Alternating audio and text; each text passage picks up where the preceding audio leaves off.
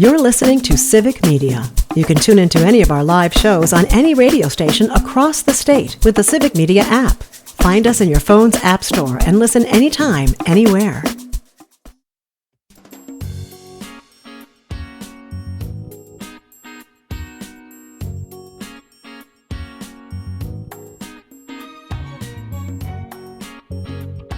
Live across Wisconsin on Civic Media, you're listening to Mornings with Pat Kreitlow, powered by Up North News. Now, from our Lake Wissota studio, here is the founding editor of Up North News, Pat Kreitlow. All right, the coffee cup has been refilled. Let's do this. Third hour of the program today on this Wednesday morning, May 28th, live from Lake Wissota. Let's see, we've got Parker Olson on the board, and Greg is back in 1 hour, and meteorologist Brittany Merlot is standing by to update the forecast for us. We'll be talking to Earl Ingram in just a few moments here. We'll get into the lead problems in Milwaukee and what, if anything, the Trump administration is doing about it, or what they say they're doing about it. We may get into a very high-profile murder trial that's about to get started in Milwaukee as well. Dan Schaefer still ahead. We may talk to James Kelly from Chippewa Falls about stories that he's following for Civic Media too. And the Brewers got a big walk-off home run grand slam from Christian Yelich to beat the Brewers yesterday 5-1 in 10 innings. So on that happy note, let's go to meteorologist Brittany Merlot, because the weather is, well, look, it's a little rainy. It's quite damp here in Chippewa Falls actually as well, but there's still a need for the rain before, especially if we're got a big warm spell coming up, right? I agree. Yes. We are still 5% of the state is in a drought that is far south in the state, right along the state line. So you can use every single drop. There is still abnormally dry conditions, both far north and far south. Good chunk of the central parts of the state, we're good to go, but we could always use extra rainfall. We're not looking at too much today, only about 1/4 of an inch. You've already seen that in places just south of La Crosse already this morning. This line is pretty much extending from Eau Claire all the way through Madison and then down into Chicago this morning. It is going to continue to lift north through the state late this morning, through this afternoon, and then we could see some spotty small storms start to spark up later this afternoon, maybe around 3 to 5 or so. Those are not expected to be strong or severe, but we could see some more moderate rainfall with those. Now, of course, it's going to be darker and damp and kind of dreary all day today. The winds are barely moving. Temperatures are very comfortable, anywhere from about 50 to 60 degrees right now. And then the highs today will reach the mid-60s far south. You're going to be a little bit cooler with that rain out there. And then about 70 up north. That's the highs for today. And of course, the rain stops by tomorrow. It'll be done by midnight, actually, but the sun will be peeking out tomorrow in full force as we go into the weekend. We will keep getting warmer. More humidity and mugginess is going to start to seep in by Friday. And then by next week, it is going to be feeling like summer. We're going to be dripping sweat with the humidity and heat headed our way, because we're looking at mid-80s with dew points in the mid-70s next week. Ooh. Really? Ooh. Yes. So this weekend is kind of the Goldilocks end of all of this, which pretty much for a whole bunch of people who are planning graduation parties or weddings or anything like that, you are their hero. So, good. Yeah. Yes, it's fantastic. Nothing but sunshine, dry conditions, perfect temperatures. Perfect. This weekend's fantastic. That's great, Brittany. Thank you so much. Have a great day. You're welcome. Talk You to you too. later. Hey, by the way, if you ever miss one of our previous hours, the 6 a.m. hour, the 7 a.m. hour, you want to listen back to a guest that was on, you can always head to civicmedia.us, and right there, we put all of the shows on the website, and you can call them up as individual. Each hour is its own episode. So you don't have to listen to like a 3-hour show. You can listen to, just the 6 a.m. hour, for example, and catch something that you missed. All the show descriptions are on there. We tell you who the guests were. And you could get this by podcast as well. And I'd say go over to Spotify. I actually just became a Spotify customer recently. And you can catch our podcast that way, or through Apple or wherever you get your podcasts. However you do it, we'd love to have you take us along so that you can listen on demand on those days when you can't happen to catch it on the radio. And yes, Tony says, how about on YouTube too? Yes, we could. You could watch it on YouTube Live and comment, as Tony and Cassandra and everybody else does throughout the course of the morning. You can add your comments too. And as far as show highlights go on YouTube, well, that's my next project for Tony, is just to make like the 10-minute condensed version, all the really funny stuff. Well, the really funny stuff would be a 3-minute show, but we'd put some guest stuff in there too. So maybe we go about doing that. Reminder to reach the show, not just in the comment sections on YouTube or Facebook, but you can call or text us 855-75-CIVIC, 855-752-4842, and use that Civic Media app to call or text us as well. Let's bring Earl Ingram into the program now to talk about a couple of matters that he's following in the Milwaukee area for Civic Media. Earl, how are you this morning? I'm doing fine, Pat. How are you? I'm great. It's so nice to have you along here. And I want to start first with the whole lead paint, lead in the water situation there, especially in light of the comments by Health and Human Services Secretary Robert Kennedy, who said something along the lines to a CNN anchor of, we've got a team in Milwaukee working on this. And Earl, it took about 8 seconds for that to be proven not to be the case. And I feel like that illustrates in a nutshell the ongoing problems Milwaukee's having finding allies to get this lead problem rid of once and for all. So before I respond to what Robert F. Kennedy Jr. said, I think we need to clarify a couple things. Number one, the lead crisis is a national crisis. True. And so people link Milwaukee to the lead crisis, and the problem with that is they fail to understand that this is all over the nation. It's in rural America, it's in urban centers, and yet because it's connected to urban centers, I think people are not looking at what's taking place in their own backyards. And so what we plan on doing, I know in the coming weeks and months, is putting together a national series, a 12-part series that's going to have the top scientists and doctors across this nation to express and explain and wake people up to the scourges of lead paint and lead in the water that's all over this nation, that's causing mayhem, and the fact that we have a nation that's covering all of this up. We have politicians and others on both sides of the equation who have refused to address this lead issue. And so as long as it's considered to be a Milwaukee problem and an urban problem, it's not getting the necessary exposure that it should be receiving. Earl, you are 100% correct, and I should have made that clear from the very beginning as well. I've just become so used to the antagonism or antipathy toward Milwaukee from legislators that, frankly, even in asking the question, I bought into the framing rather than acknowledging that when Republican legislators said a couple of years back, well, most of the money would go to Milwaukee, what they were really doing was they were saying that for some of the communities in their own districts that you didn't even count, that we're so anti-Milwaukee that we will ignore the lead problem in the rest of the state just to spite, the state's biggest city. Well, you're talking to a guy who's 70 years old, who's lived in Milwaukee for all 70 of those years, born in Milwaukee, and will die in Milwaukee. And so I know all of those things that have been going on ad infinitum in this state, and the fact that they can ignore what is taking place in our city.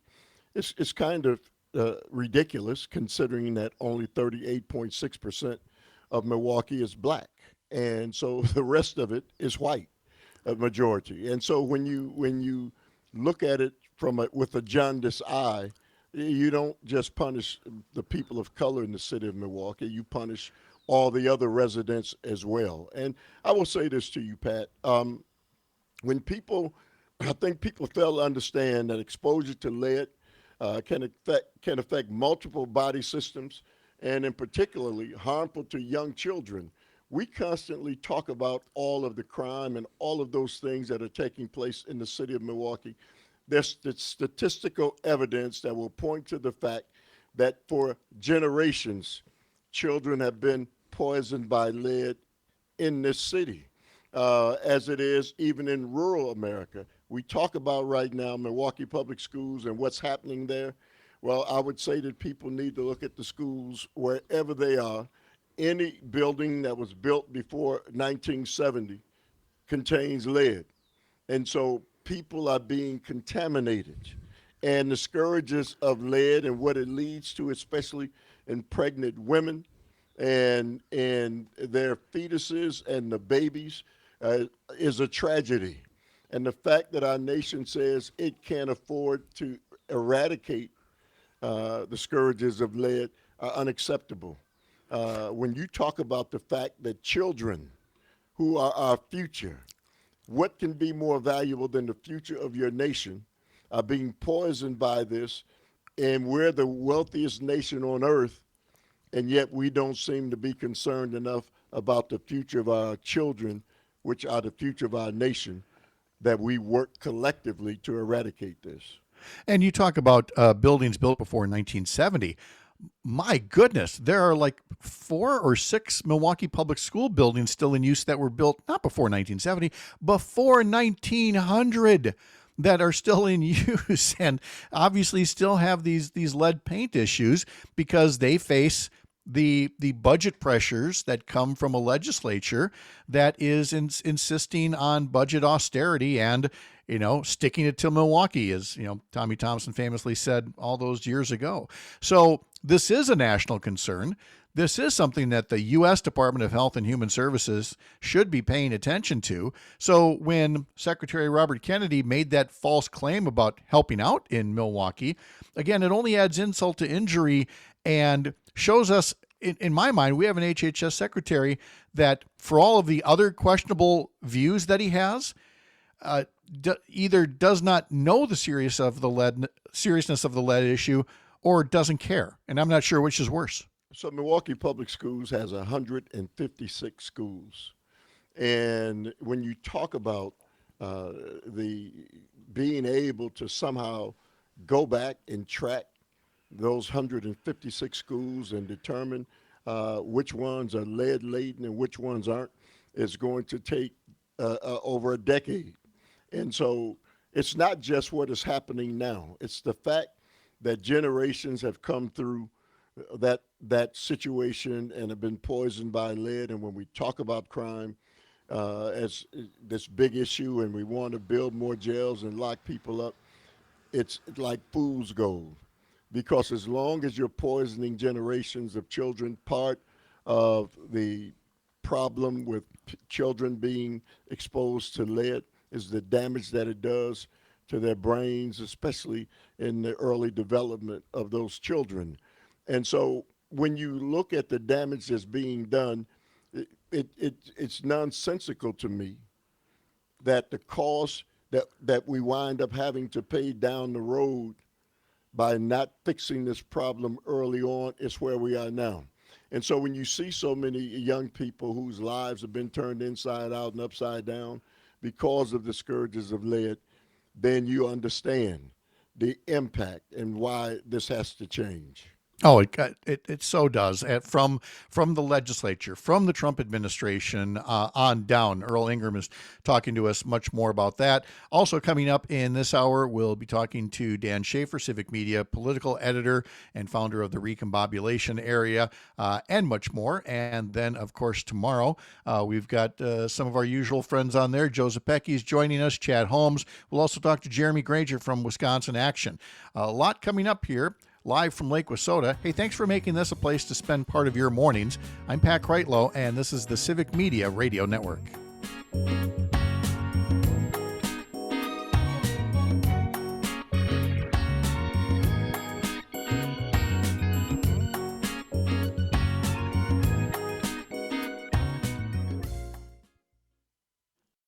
You're listening to Civic Media. Stay up to date on the latest news and information for your local community and Wisconsin by signing up for our free email newsletter. Visit civicmedia.us/email to get started.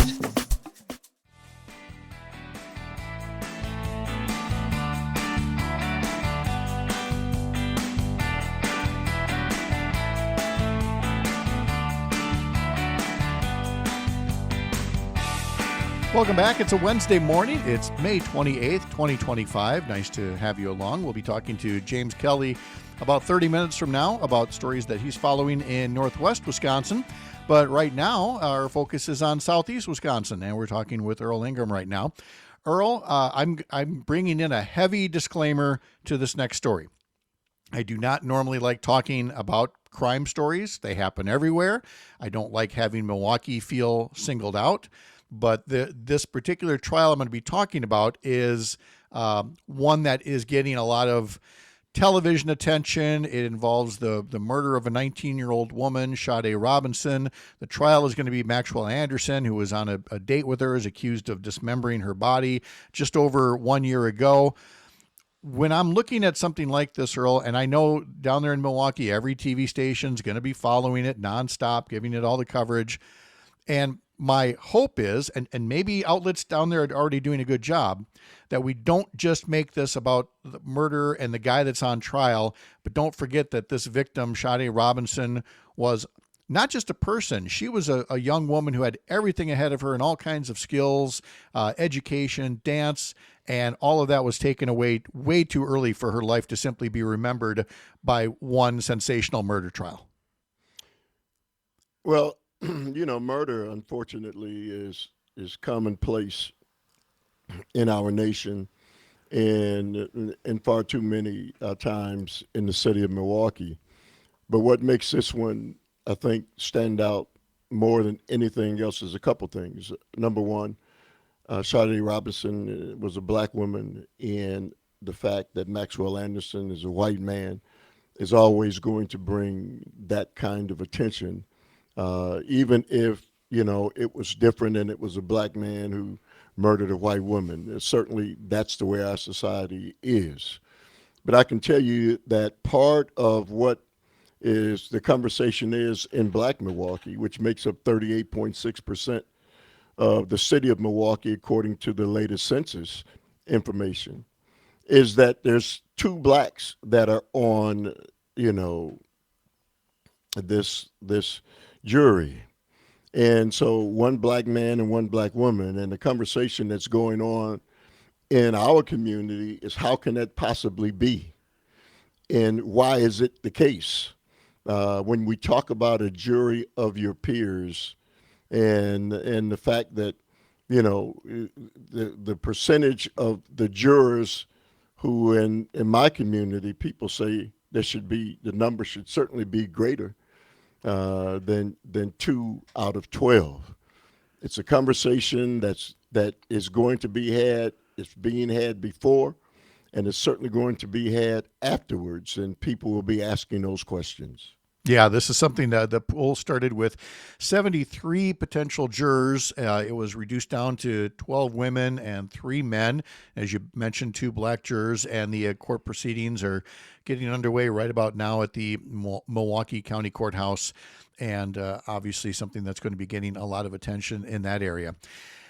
If I can head down the road the other way a little bit toward American Family Field, I see that there's going to be a study finally about the potential for commercial development around the Milwaukee Brewers Stadium, which I'm sure in part has been inspired by what has been happening in the so-called Deer District around Fiserv Forum, where the Milwaukee Bucks play.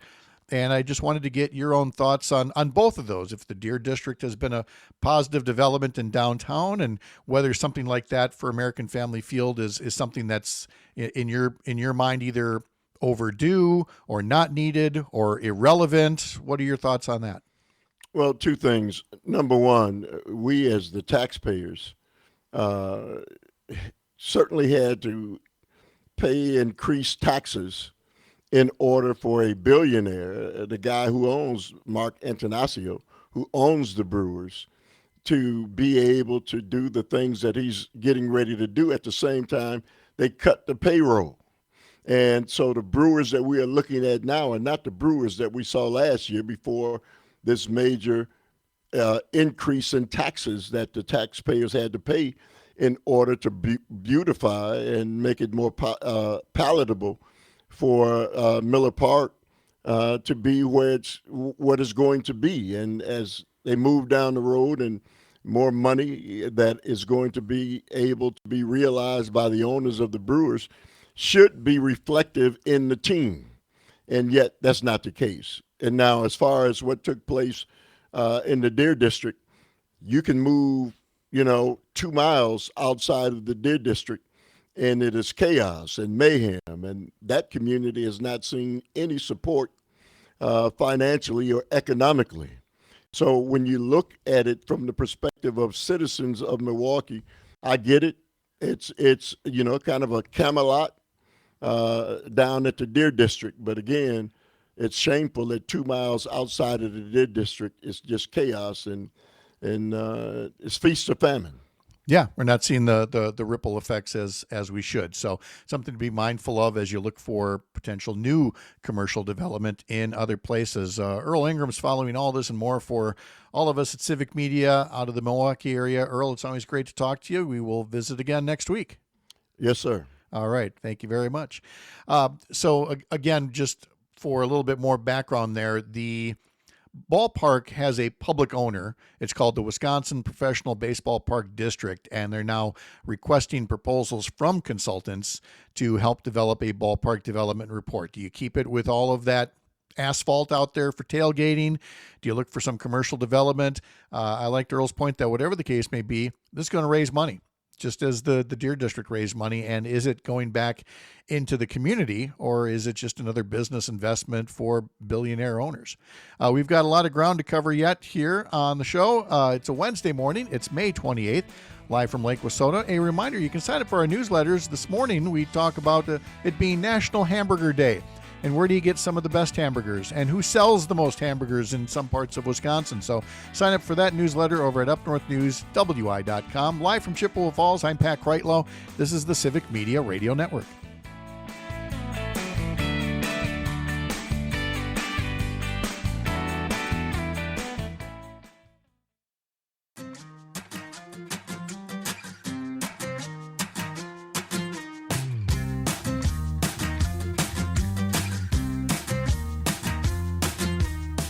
It's May 28th, but I'm looking way back at an Up North News post from late December that was already previewing some of the top live concerts coming to Wisconsin in 2025. It mentioned, Kelsey Ballerini, who was going to be appearing at Fiserv Forum. There was Cody Johnson.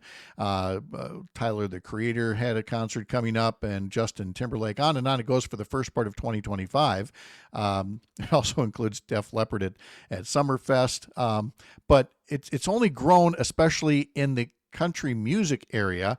And in the Milwaukee Journal-Sentinel this morning, it says country music is dominating Wisconsin's summer concert season like never before, and looks at some of the headliners for the annual Harley Homecoming. Has much more of a country feel for it this time around. At the BMO Pavilion in Milwaukee this summer, some of the big stars there booked would be the Avett Brothers, Riley Green, the country band Red Clay Straves. At the Rave in Milwaukee, country breakout star Megan Maroney. Her concert has long since sold out. Alpine Valley, which was always a mecca for rock tours. Their big concerts so far booked this year are Thomas Rhett, Willie Nelson's Outlaw Music Festival, Tyler Childers, and even Summerfest will include some draws like Lainey Wilson to the amphitheater. And then there is the big one, and that would be Morgan Wallen, with openers Miranda Lambert and Ella Langley headlining the first concert at Camp Randall Stadium in 28 years. And that'll be coming up on June 28th. You've got that. You've got Beyonce winning awards for her country album. It is more country out there than ever before. And Parker, it makes me wonder for somebody like you. I mean, here in Eau Claire, I've been to Country Jam, Country Fest before it changed its name over here in Cadott. Do you have your own experience with some of these many country live country concerts that we have going on around Wisconsin? I don't think I've ever been to any, but I know a bunch of people who go to Country Thunder, I think it's called. I can't think of where that is. It's somewhere down here, yeah. And I know a bunch of people that have gone to that. Country is kind of one of those things that is up and coming again, it seems like. Yes. Sort of. Yeah. I don't know, but it's an acquired taste, it seems. It's very divisive.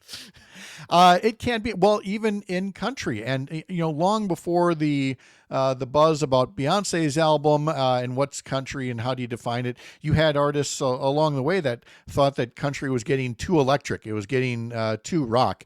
I love Shizu on YouTube saying, "And I am a small bright light of K-pop in my area." You represent Shizu. There is nothing wrong with that. But I do like the fact that you have these venues out here, so many of them, not just for your big names, for Morgan Wallen and Miranda Lambert and all that, but you always get a chance, I think, in country more than in other genres, to see up-and-comers who then eventually do become stars. I mean, I recall being at Country Jam and seeing Faith Hill and Tim McGraw when they were nobodies and going, God, these guys are good, and they turned into something. Seeing Alan Jackson when he was much younger and again, just an up-and-comer. I'm not the world's biggest attender of live concerts, but that is one of the best things is when you see somebody who isn't a star yet and go, they just might make it. Yeah. I always love finding new music. That's kind of like a goal of mine that I have, is to find someone before they come big. And that's just, country, you can do that.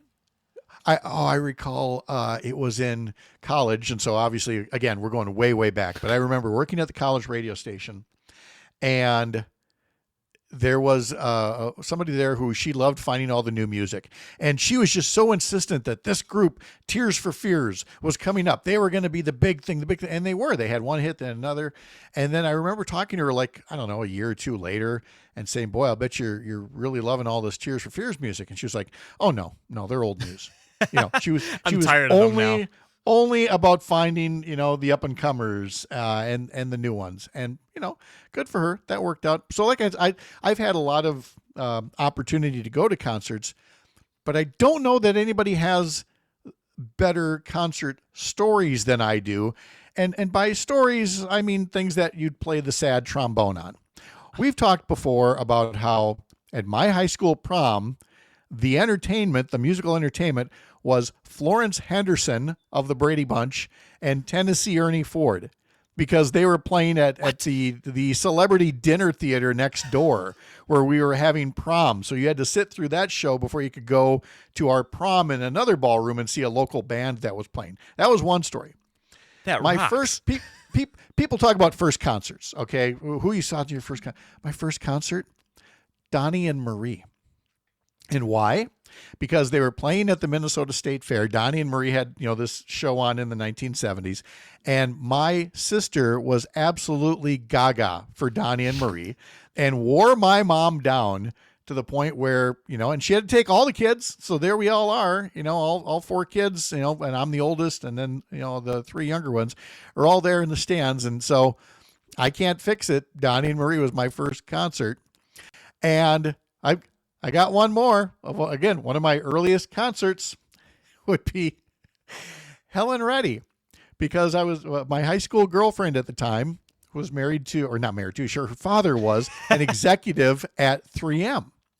And this was at the 3M annual dinner, which was at the St. Paul Civic Center back in the early 80s. And I mean, this wasn't just like a company dinner. This was like with live entertainment. And out comes Helen Reddy singing I Am Woman and some of her other things. So I don't have the most auspicious list of early concerts, but I definitely have the ones that can tell a story. You've got luck, it seems like. I've got luck of some kind. Yes, that would be one way to put it. I wanted to see if anybody had added on to this. Well, Mr. Mathers is jumping on, saying that he's become more a fan of indie folk, which he thinks gets categorized as country. Like Parker, a big fan of finding artists before they get big. Greg Box getting ready for Matt and Aaron Air, but sent me over a note saying you should check out Ladybird.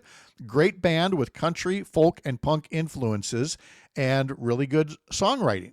So good for them. Shiju follows up, standing outside the hall for 7 hours, getting in for the sound check, then almost forced back outside without using the bathrooms. The guards let us, but then we had to hear the sound check continue as they were doing their little bathroom break as well here. On the text line, Tom from New Berlin. Helen Reddy was my first concert at Summerfest, front row center. It's not just me. You see? Because sometimes you get taken to shows and they become the thing that you remember. On the other end of the spectrum of live shows are the ones that you think they were a one-hit wonder, and then you realize they actually have much more talent than they let on. In my case, it was Rick Springfield. Remember Jesse's Girl? And a couple of other hits from the 80s and 80s. Why am I asking Parker this? Of course not. Exactly. Anyway, you're thinking, that Jesse Springfield, he's a one and done kind of thing. Well, he was appearing at Rockfest in Cadott. And we were there to see other groups. It escapes me who it was. Maybe it was Boston that year or Heart. I'm not sure. Anyway, Rick Springfield's on the undercard. Rick Springfield had the crowd eating out of the palm of his hand by the time it was done. He was a true showman. The way he was working the crowd, there was so much energy. People were singing along to, I think he had 3 top 40 hits, besides Jesse's Girl. They were singing along to that. And you're thinking, I'm cheering like crazy for Rick Springfield? But again, it comes down to, can you put on a show? And if you can, well, that's great. Good for you. I would rather see a really good storyteller than a really good singer. You know what I mean? Like somebody who can actually put on a show and just be fun with you for an hour and a half, 2 hours. Well, not everybody is, because when I've mentioned Alan Jackson's never been, shall we say, an electric performer. He literally just stands there and plays guitar. But the songs were so good, telling a story or whatever, that people naturally followed along. Alicia puts up on YouTube, mine were all Christian rock. And then Shiju adds, there's some decent Christian rock bands that you don't even realize are religious.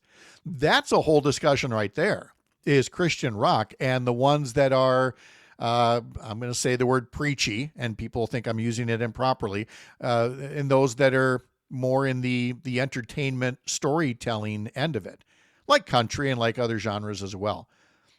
It's why I'm glad there's a Songwriters Hall of Fame, not just the Rock and Roll Hall of Fame, because I didn't know that. I did did not know. Wow. Oh, well, we're going to have a conversation sometime about the Songwriters Hall of Fame, because sometimes it is the person who's doing the singing. There are plenty of singers in the Songwriters Hall of Fame, but, then others, they're just behind the scenes. Adam puts up, Arlo Guthrie is one of the best live storyteller musicians that's out there. Certainly have heard that as much as well. So you need that whole package to get things done. And some artists, they have staying power. There was Rick Springfield all those years later, and folks who listen to the show remember last year, or no, earlier this year. When the heck was? No, it's late last year. Where did I take Sherry to see Air Supply when they were in Milwaukee? And they were marking that they had been together for nearly 50 years. And there they are in Milwaukee singing I'm All Out of Love and Lost in Love and all the other love songs that Air Supply does. And they put on a good show. A good show is going to sell regardless. Yeah. I enjoyed seeing Hosier, if you know him at all. He's from, I do. Yep. Yeah, he's from Ireland. Really good show. He was so fun. He's just a funny guy. That's what I need, is just somebody that's got a good personality. Is he the one that had the big hit last year, You're Too Sweet for Me? Yes, it is. Yeah. I say that only because, and I'm not ripping the song, but you ever notice sometimes there's a song and it's the one you hear every time you turn on the radio? Yeah. that was for me for 2024. It was, if I'm just moving around on music stations, and it was like, every time I hear him going, I take my whiskey neats, a coffee black on my bed at 3. Like, yes, I get it. Yeah. I get it. And especially since, and now we're really getting into songwriting here, said the guy who's never written a song. Me either. But there is a difference in a song like that where it's the same chorus, and you hear that same chorus repeated like 6 times through the song. It kind of for me, it gets a little irritating. Contrast that to writers like, say, Billy Joel, or I think Stevie Wonder was another one of them. Like the second chorus will always be a little bit different. And then you'll come back to the first chorus, after the third verse. That little bit of variety in songwriting, I really come to appreciate. Don Henley is another one. If I could talk to Don Henley, there would be a little bit about the Eagles, but I really would want to know more about his songwriting because his lyrics are just so good. I don't know if you have anybody like that you wish you could talk to about, what inspires them. Oh, I don't know. I got to think about that. I got to listen to more music. Like, I know I said that I like to find people before they're big, but I've got to listen to, everybody needs more music in their life. It makes you happy. It's the good stuff. Let's go out with Shiju on YouTube. Can we talk about Baby Shark? In terms of lyrics? And now that's going to be stuck in my head for a little while. We will wrap things up for this Wednesday morning, May 28th, coming up in just a little bit. Again, a reminder to sign up for our newsletters, plural. There are all kinds now, including a weekend one that I put together for Sunday mornings. Sign up for those newsletters at upnorthnewswi.com. I'm Pat Kreitlow. This is the Civic Media Radio Network.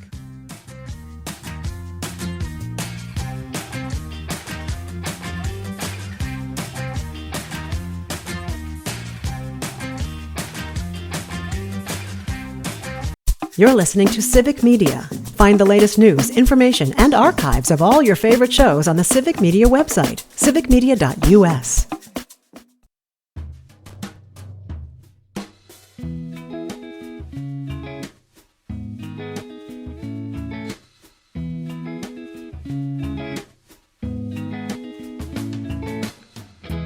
We've got baseball on your radio as early as later this morning on some stations across the Civic Media Radio Network. Coverage begins of the Brewers-Red Sox game starting at 11:35 this morning on stations in Richland Center, Oshkosh, Racine, Kenosha, Park Falls, and Hayward. James Kelly joins us now from Chippewa Falls, where he's covering the news for Civic Media for stations throughout western and northwest Wisconsin. Mr. Kelly, how are you? I'm good, Pat. How are you doing? I'm doing great, thanks. Let's jump right into one of your stories here. And we've talked about it a couple of times leading up to this. The reminder to folks about supporting programs, food banks, and other things, because summer vacation's coming. And it's not just that there aren't going to be classes for kids, but there also aren't going to be school lunches for some kids. And that might be the one good meal they get all day.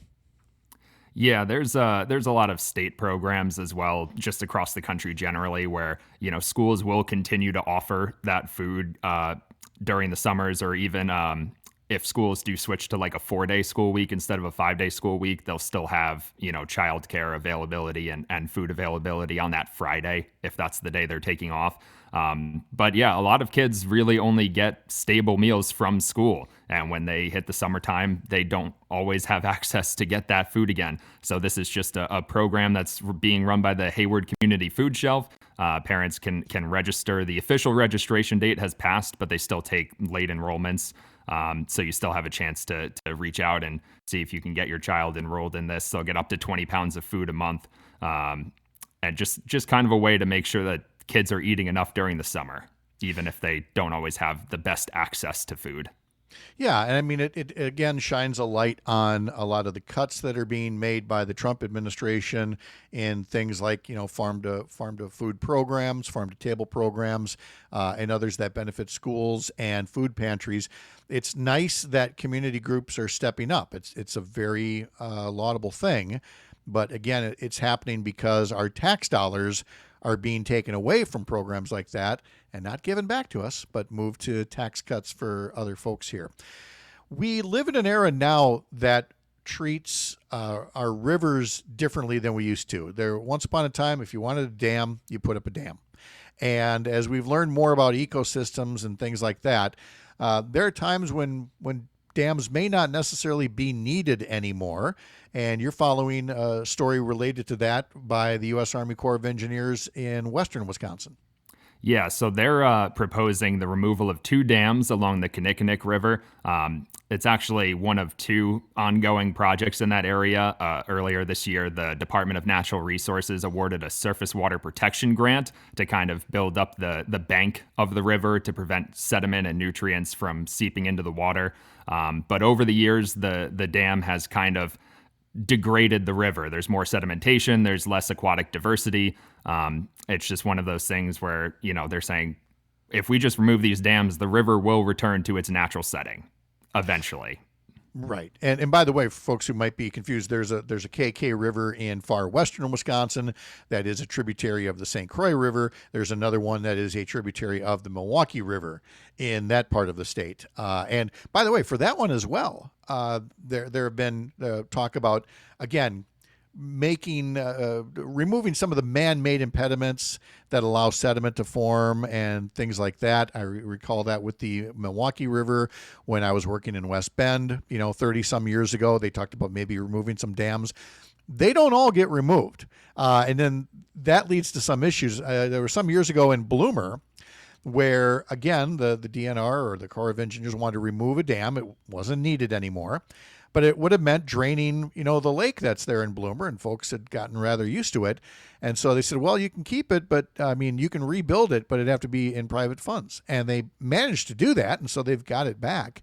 But like you said, it comes with the sedimentation. Lake Altoona is notorious for the sedimentation that's there. So in all of these cases, there are a lot of factors to consider that I'm sure they're going to continue following out there in St. Croix County. Yeah, and that's an overall topic, I guess, of Western Wisconsin right now. There's a much bigger focus on protecting the quality of water in rivers, in the water table below the ground.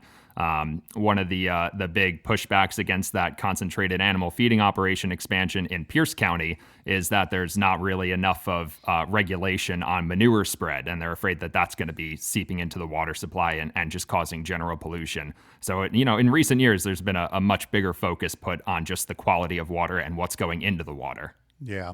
And as you follow stories up closer to Superior and Duluth, the problem of homelessness is in a growing number of communities in our area, Duluth, Superior among them, and people are looking at different ways to address them, some more popular than others.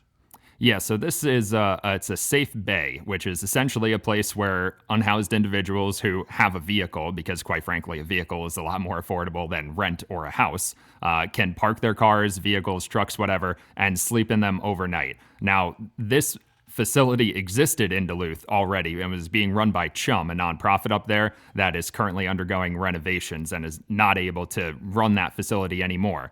So the City Planning Commission granted a permit approval for a local church to have that there. And now some neighbors have appealed the approval of that permit, so it'll have to go back through the city council, and now the site is temporarily shut down. But this is not a problem that's unique to Eau Claire. Ashland has had a number of problems with homeless encampments. Duluth last year had a problem with an encampment just outside City Hall. Affordable housing is a problem everywhere. Very much so. But I'd never heard that approach of people who are at least living out of their cars have a place where they can all go, with their cars. I know I've been working with Hope Village here in Chippewa Falls on their tiny houses program. That's just a stone's throw away from where I am. And that maybe this tiny houses approach is a way to address homelessness as well. So again, many moving parts that James Kelly is following for us in Chippewa Falls. James, thanks so much. Appreciate you joining us. Have a great day. You too, Pat. All right. Appreciate all of you joining us as well. Tomorrow we'll have Jeremy Granger from Citizen Action on. We'll have Sean O'Malley to talk about money and markets. We'll have Chad Holmes. We'll have Joe Zepecki and much more. Up North News is a part of Courier Newsroom, a pro-democracy newsroom. Head to couriernewsroom.com to read much more. And, of course, upnorthnewswi.com, too. I'm Pat Kreitlow. We'll see you tomorrow morning up north. The national news cycle never stops, but it can be hard to find news about your local community. Civic Media is dedicated to providing quality local and state news coverage across Wisconsin. With the Civic Media app, you can get notifications about local stories that matter to you and your community. Find the free Civic Media app in your phone's app store and choose notifications from the menu to tell us what kind of news you want to hear about.